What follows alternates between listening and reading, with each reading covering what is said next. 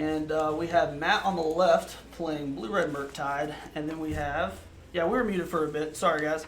But we're back here, back in the saddle, back in action. We have Matt on the left playing Murktide. And we have Twan from the Oxford area playing some 5-color control. Okay, so just making sure for those of you chat, can you hear us loud and clear? Are we good to go? Are we ready to rock and roll? Just want to make sure everything's good. Technically, we just had to basically call an audible. Okay, cool. Thank you.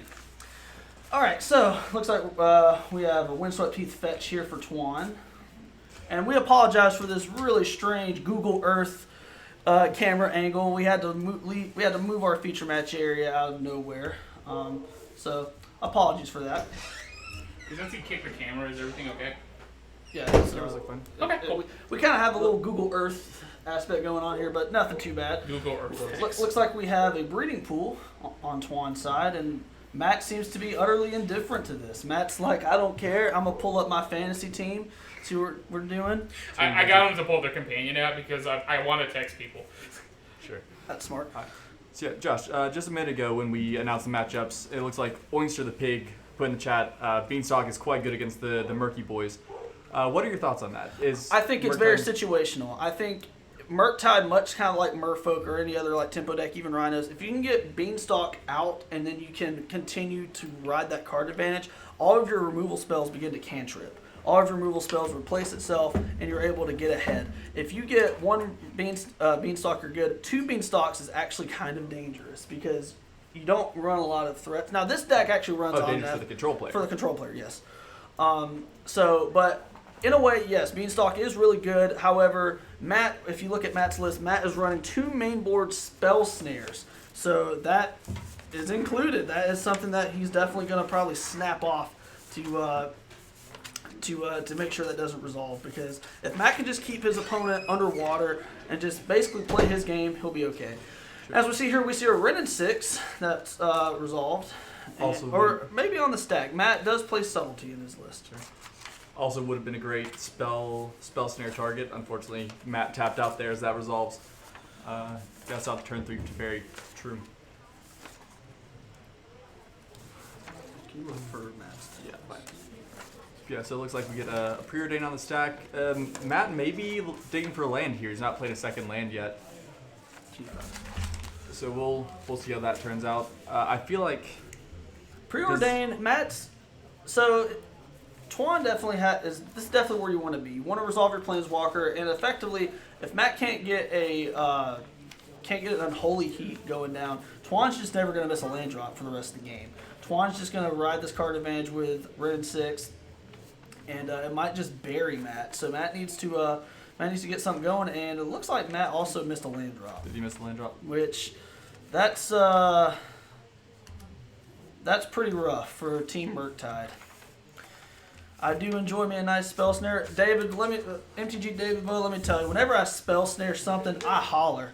I holler like Mike Jackson. I go, hoo-hoo! I literally get out of my seat. Unfortunately, there was no spell snare to be done here. No spell snare. But and that's a potentially. And if that resolves, if Matt does not have subtlety, this one is this game is officially gone to TVMA. This is too violent for young eyes, because.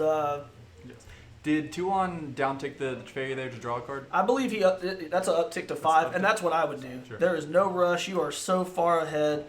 And Matt looks like they just drew. Okay, you just gotta believe. We do. An Unholy Heat here might be pretty good for Matt's side. Yep. Answer the Teferi. Answer the Teferi. You have so many things that can hit Ren 6.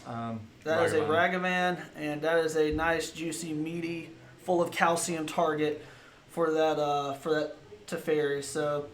Teferi minus, or maybe even just a Ren or just a ping. Ren 6 ping. You're correct, my partner. That's the even better play.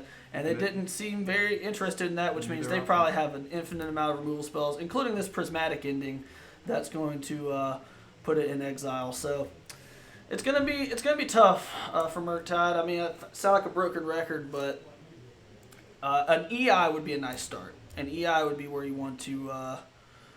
I guess try to claw back. And luckily for Matt, there is no up the beanstalk, so it's not like all of Twan's removal spells will replace itself and you can just snowball and card advantage. But it's certainly not getting better, and this appears to be an EI, and that's essentially a good start. It is. Again, I still feel like ideally Matt's going to find a land and a Unholy Heat here, because he has to answer either the Ren 6 or Teferi. Ideally both. Not going to happen this turn, but one of them's got to go. Yep. For those of you just tuning in, this is round 4, and the winner of this match is more or less locked for top 8 here at the RCQ here at Gear Gaming Birmingham, Gear Gaming Hoover, whatever you like to call it. Matt over there sipping on some bobble tea. That's right. He has plenty. He has plenty of baubles to go around. He is starting to slowly increment some card advantage, and one of the age-old adages in Magic is screw beats flood. Screw beats flood. If Matt can actually go on curve and actually start hitting stride, it may not be that bad. But that Teferi is going to shut off half of Matt's deck. So, especially we've already speculated that the control player's hand is likely full of a lot of removal, based off the not down taking the Ren 6 earlier. So we will be very interested to see if this Darcy gets to make contact with something. Josh, obviously Matt Murktide well behind this game. What do you think are his outs? How does he get back in this game? How does he maybe take it over and end up? Well, you got to start converting your EIs. That's the first thing. You got to start digging. You got to start converting. And the other thing is you have to get that Teferi, if not off the field, you have to get it to where it can't bounce. The only way Matt can really get past this kind of wave of card advantage is he's got to get that Teferi off, and you've got to kind of almost steal it with a Murktide now. Because right now, because that Teferi, it shuts off your counterspell, shuts off your subtleties, and with that Solitude hitting the field, that's just going to be I don't want to say it's over, but it's going to get really hard. Unholy Heat is really the only card that can save Matt, and as if it were scheduled, Winkster the Pig literally just reiterates what I said technically before me what I was going to say. Unholy Heat is Matt's only hope, and he needs it yesterday. He sure does. I feel like a Fury could have been a good card at once upon a time in this game, but it does not look like there are any of those in the main board for Krausen. So the game seems to just keep slipping away. Yeah, we're fastly approaching the please stand by / elevator music part of the game. Right. Because that Teferi just keeps upticking. It is well out of range of any easy answer that Matt might have to the Teferi. Looks like it's going to be sticking around for quite a while. Oh, do we finally see the down tick? We do. We do see the down tick. And what did they target? They targeted the Darcy with the Teferi and pinged the Ragavan is what it looks like.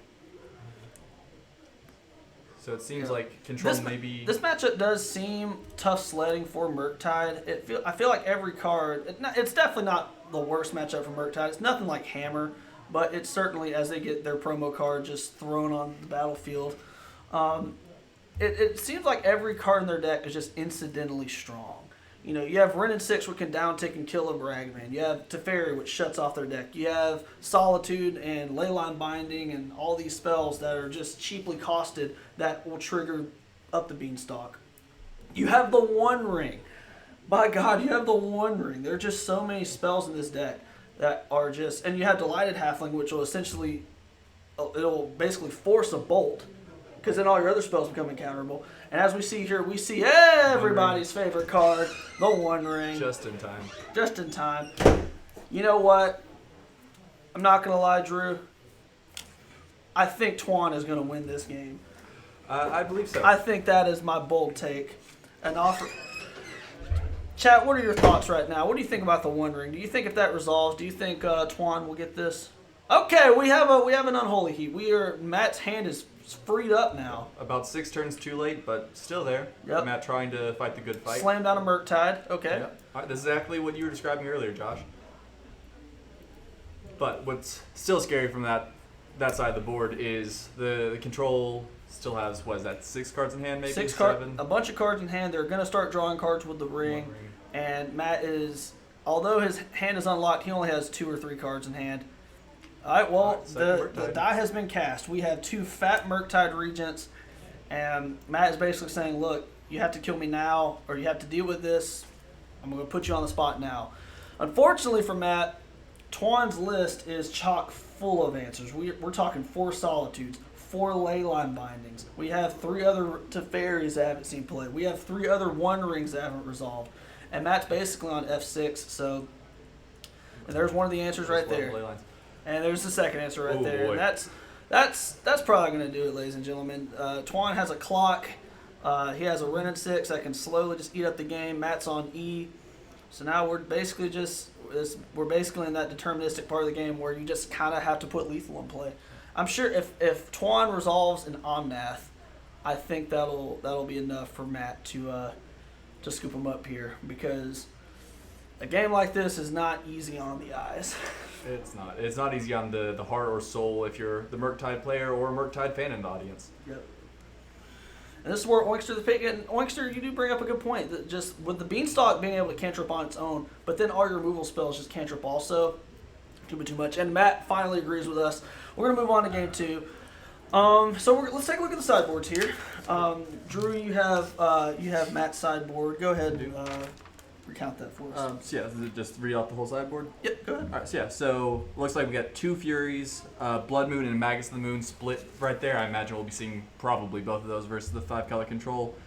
2 Engineered Explosives, 2 Dress Down, couple Flusterstorm, 2 Force Negation, 2 Stern Scolding, and 1 Unlicensed Hearse, it looks like. All right, so what would you, if you were in Matt's shoes, Drew? You play Merfolk, and Merfolk isn't Murktide, but I believe the strategies are in a way very similar, because they're both tempo. You want to keep your opponent off balance. What do you like in the sideboard, and what do you think Matt's strategy should be moving forward? Absolutely. So yeah, obviously, like I said, I think the Blood Moon and Magus of the Moon seem auto includes. I just hope to catch your opponent off balance with the lands. Maybe they don't get a fetch for basics early.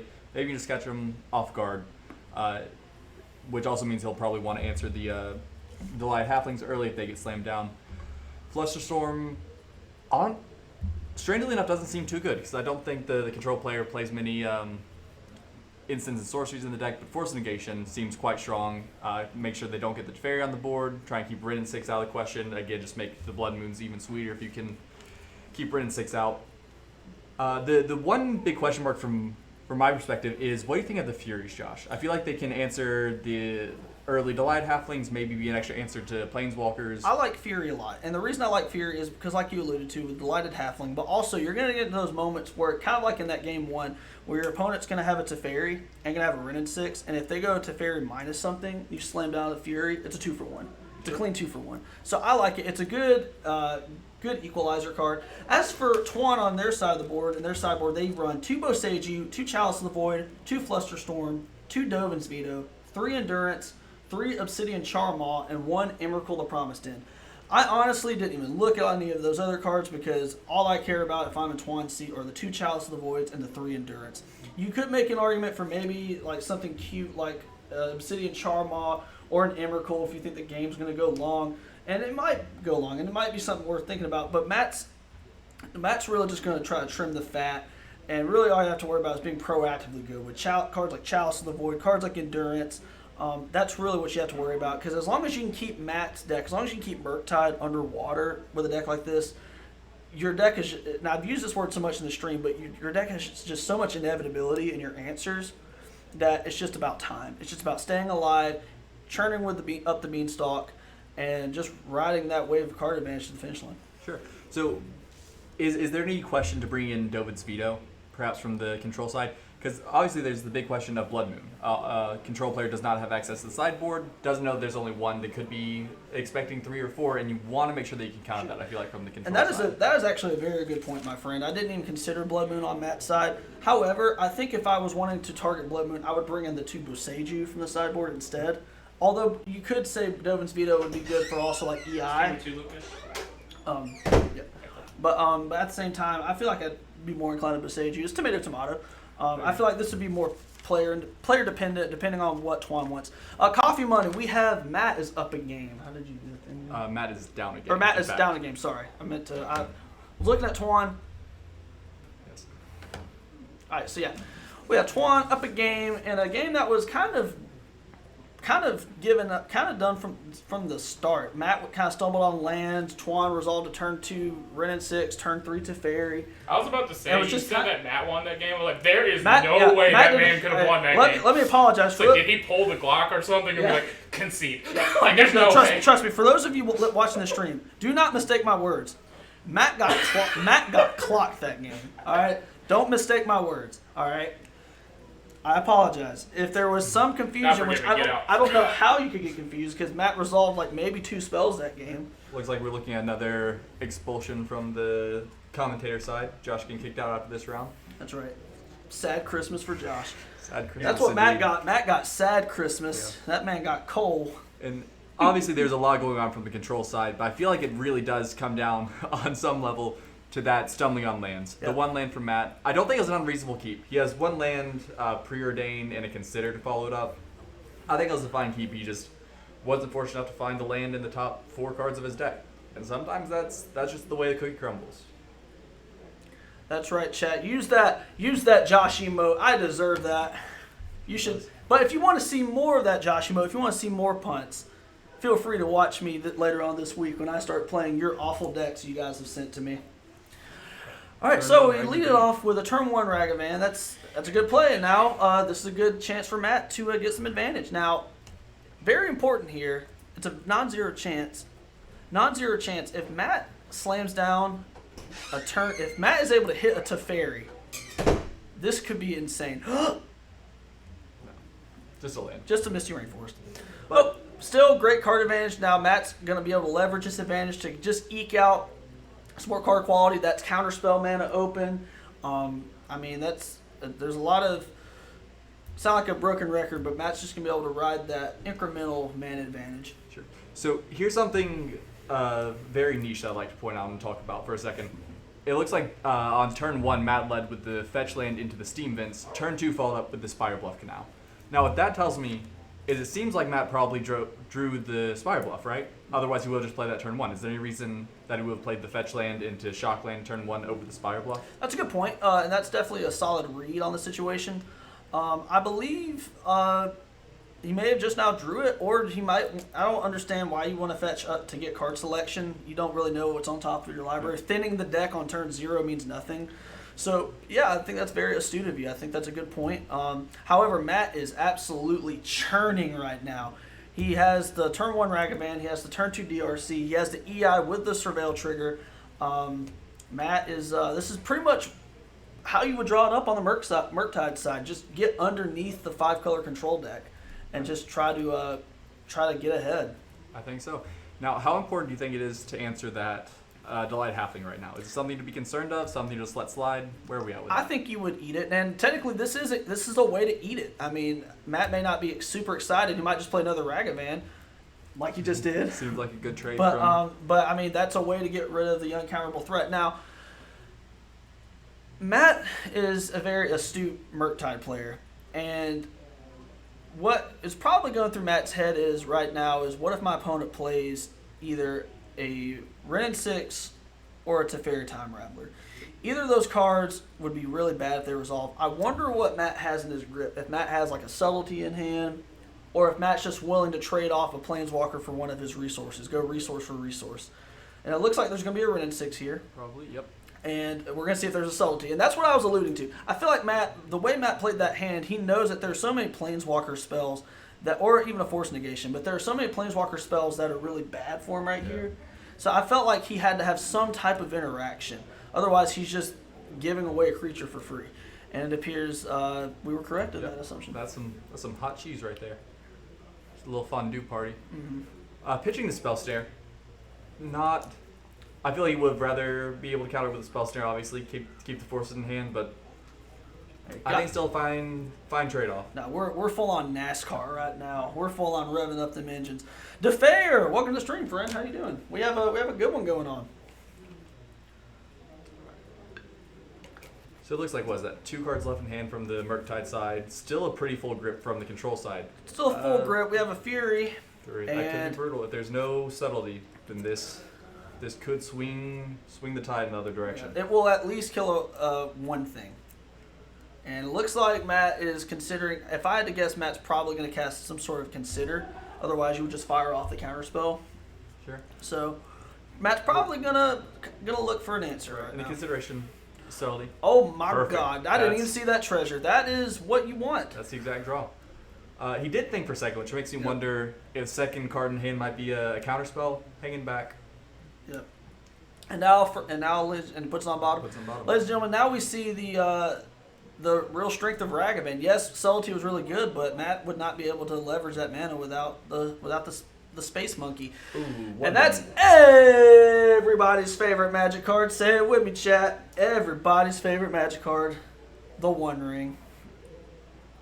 So There are not multiple. Although there may be multiple registered in the deck, there are not multiple. There is only one ring. And immediately we see control player drawing. What does that make you think? They're at 10 life, drawing cards off the One Ring, taking damage immediately. A full board on the other side. Does that make you... They're digging. The one thing about this 5-color control deck is it doesn't have a massive sweeper. This isn't a Supreme Verdict. Shout out to Vair. This is not a Supreme Verdict, Terminus, mass board wipe deck. You got a 1-for-1 everything. Now, technically, a One Ring will kind of fog. It will delay the inevitable. But this isn't a deck that can just one spell, other than Fury, of course, one spell just kill everything. So I think that Tuan is trying to dig for spells like Leyline Binding, try to find spells like Prismatic Ending, just trying to find something to just 1-for-1 his way back in the game. If he can deal with all these creatures, he should be fine. Because right now, Matt's kind of just threw his hand out and played and said, deal with it. So... And am I correct that he still has one card back? Matt does have one card in hand, and I'm curious to what it will be. It seems like we're having a little lag in the camera, but that's okay. It'll go away in a bit. Right. I'm still holding strong on the potential counterspell option. We'll That's a find out counterspell now. or a Spell Pierce. Bam! It is a Spell spell Pierce. pierce. Probably not going to get the Teferi outright, but it will at least tax it. Yeah, we'll tax it, and that's, And in a deck that runs on such few, who can really leverage their mana sources through Leyline Binding and Prismatic Ending, you're kind of pressed into doing that. Sure. And Matt has a lot of damage. That might be lethal. Let's see. if there That's 1, is 2, 3, 4, 5, 6, 7, 8. Yeah, if there is no Solitude, on no Tuan's Fury. side of the board, which I would imagine he would just slam it down, because why not? And that's going to be game. Matt's going to take it. All right, so that right there is a prime example of what Murktide wants to do. You want to get the turn 1 Ragavan, leverage the mana. You don't even really care about casting the card in this matchup. You want to leverage that mana. You want to get card selection with EI and Darcy. And you want to finish out the game and put a cap on it with cards like Subtlety, Spell Pierce, Counterspell, and the like, and Force Negation. So that was really a really nice clinic, games 1 and 2, by both players on what their overall strategy wants to be. Obviously, in game 1, it was just a little unfortunate Matt got hung on lands, but nonetheless, we see what the decks are wanting to do here. Yeah, and what I'm curious about, we see both players still sideboarding a little bit, changing things up between games 2 and 3. Is there anything that stands out that may be what's going on right now? Is there anything that's better for on the play versus draw for either of these decks that you think? I think for the control deck, Chalice of the Void is a lot better on the play, because you go land, drop, go, and if Matt goes turn 1 Darcy or Preordain or Ragavan, then you can slam down the Chalice. On Matt's side, the card that gets way better or way worse, depending on, is Spell Pierce. Cards like that leverage player draw. So I'm not sure what Matt necessarily would want to bring in for player draw, but I know for a fact on Tuan's side, Chalice of the Void is definitely the one you want to consider, because that's the card that that you want to slam down on the draw. Whereas on the play, Matt can easily interact with that. Absolutely. So, in that, the Chalice brings up extra considerations with something like Spell Pierce in Game 3. Because I feel like, obviously, like you said, a lot of games, the ideal start for the Murktide players, turn 1, Darcy or Ragavan. On the draw, though, versus the 4-color control deck, or 5-color control deck, I feel like you'd rather hold up Spell Pierce or Spell Snare all the time to try and get those Rin 6s and Chalice of the Voids. Make sure you don't get locked out of the game before you're even really playing. Yep. Obviously, turn 1, Ragavan or Darcy, still a fine play. It'll do a lot, but I really would rather be able to hold up some sort of counter magic. Yeah. I feel like, and DeFayer says, I feel like Ragavan gets a lot worse on the draw against the W6 decks. And that is true. Yep. You definitely don't want to slam that down. Not to allude this to Death and Taxes, but I remember back when Rin 6 was legal in Legacy, I actually sided out Thalia's on the draw, because what's it going to do when you already have a Rin 6 in play? You basically have a seal of Kill Thalia. Sure. Ren and 6 in Legacy was the worst timeline. Yeah. Oh, yeah. For those of you who had to live through Ren and 6 and Legacy, I apologize. And actually, I apologize that we already talking about this match. We start off with, I believe, a breeding pool, and we have a Mishra's Bauble. Matt says you can keep that. Matt, chat, what do you think about that? If someone is playing you in Magic, and they crack a Mishra's Bauble, they target you, they look at the top card, and they look at you just with the most stone face ever, and they say, you can keep it. Wagner MTG, we're 7 minutes late. Sorry, friend, and Necro sucks. Sorry, guys, we were so caught up in that match, we didn't even get a chance, but thanks for the follow. Hopefully y'all stick around in a while. This channel is relatively new, going on our 3rd week, I believe, and we are just getting started. Almost had 100 followers. Good job, y'all. Yep. Come on, guys, 3 more. We need 100 followers. Pitch in. There are 40 of you guys. I know at least 3 of you haven't followed. So, and just in all seriousness, if you'd like to give us a follow, we'd greatly appreciate it. We're just glad you guys are here. We're just glad you guys are spending your Sunday with us.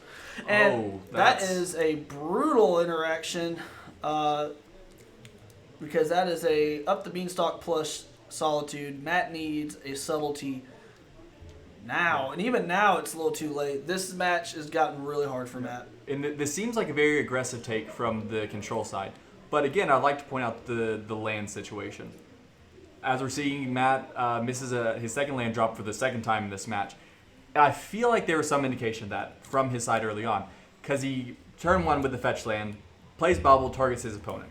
Now what that again indicates is he didn't really have another option, because if you have a Spire Bluff Canal or something, you maybe want to target yourself, see if you like that card, see which lane you want to play first. Targets the opponent.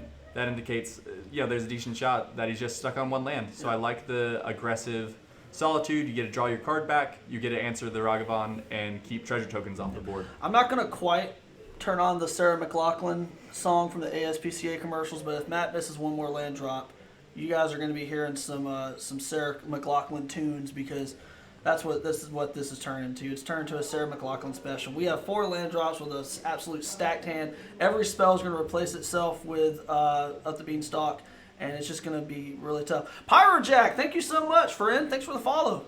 Hopefully you'll stick around a little bit more. And we have, actually, some people, including myself, love this card. David Vo, if you are in this chat, I know you somewhere, even if you weren't in this chat, you heard that card resolved.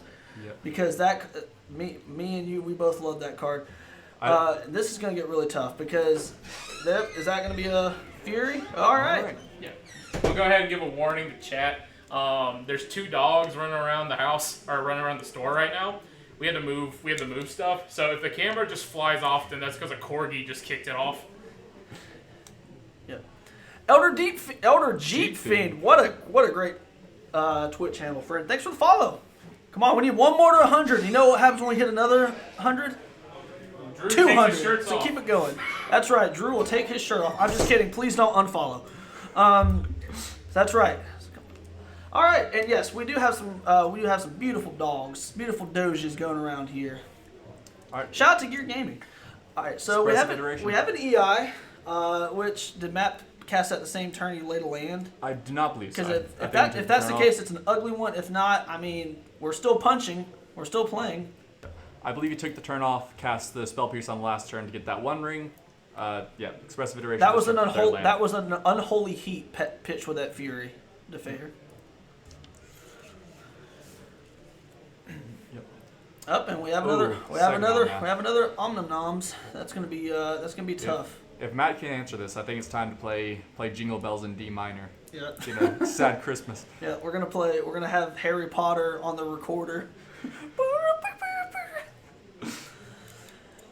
That's right, David Vo. We said Omnath. Don't adjust your TV's monitor. That is an Omnath that just got played. What's it like, David DeVoe? You don't even have to play in these anymore. You're just cool. You're just cooling, chilling at your house, sipping a martini, a pina colada. No, he doesn't get to play in these anymore. No more Magic. No more Magic. That's Could right. be in the O2 bracket with me. Get to play several more RCQs, but nope, just he couldn't do it. No more Modern.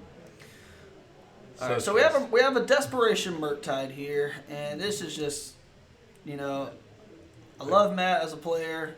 Great watching him. He definitely shows a lot of expertise. But even if that Murktide resolves, every land drop is just going to half the damage that it's dealing. And yeah, there we see the Solitude. There's a and Solitude. then It's going to anything. replace itself. Doesn't even Cast matter. The spell. draw trigger will still resolve. Right, and I still don't love this position for Matt. As we've seen, it looks like Control has missed a couple land drops, if I'm not mistaken, which again just tells me that their hand's got to be chock Full of answers. Full of answers. There's probably a Leyline Binding. In fact, I wouldn't be shocked if I just saw Leyline Binding right now while he's tapped out. We have a Delighted Halfling. All right, well. All right, okay. All right. I mean, if the Control player has no solid answers in their hand, like the Solitude that we're seeing now, Yeah. could have been a good chance to turn the tide. Yeah. And unfortunately, we're in sad Christmas village now. We are, for the Murktide team. Now, if you're in 5-color control, you're in heaven. If you're one of these up the beanstalk Omnath control pile enthusiasts like myself, then this is exactly what you want. There's a land, and I think that's going to mostly be game. I feel like a Rin 6 would probably seal it up pretty nicely. Rin 6, it's a fairy uptick. I mean, this is just, it's gone too far for Matt. We can still fight the good fight, but it is not looking good for the home team. If you're a Matt or Prime time 84, how's it going, friend? Better see y'all in Florence in a month. We'll see. We'll see. I'll think about it, Andy. If you guys want us to come over and stream y'all's event, Shoot, actually, let us yeah. know. Talk to Dylan. I will actually do that if he'll let us. yeah, if you want us to stream y'all's event, hit us up. We'll definitely do it. We're here to create content not only for Alabama but all the Southeast. So just hit us up. Unless you're more than 3 hours away, Let- screw you. So, we put limits Do on these this. Omnath we no want gas money. no Teferi, these Omnath piles do not play Teferi hero, so therefore you probably want nothing to do with it. It also doesn't play Cryptic Command. Chat, y'all remember the good old days of Cryptic Command? Boy, wasn't that a time in Magic? What was that, 2017 last time Yeah, that card got played? I missed the good old Cryptic Command days where you could just not lose as long as that card was in your hand. You know what I don't miss? I don't miss Cryptic Command plus, was it Mystic Sanctuary? That the land I'm thinking of? Yes, that was not fun. No, that was... Speaking of not fun, this game is just this game has jumped the shark. If that Yeah, that appears that to be resolves, Bellashore. that's going to be game. We're going to see a concession here, more than likely. No more ETBs. Subtlety does nothing. All of Twan's effects get doubled, and Which means any potential Solitudes are just Yeah. free 3-for-1s. yeah, and I don't know what you're hearing, Drew, but if you listen very closely, the fat lady is singing because this one's done. Yep. Gear Gaming just turned into an opera house. Yep. Oh, and the 26th life, I didn't even give that any mind. Not that it's particularly relevant.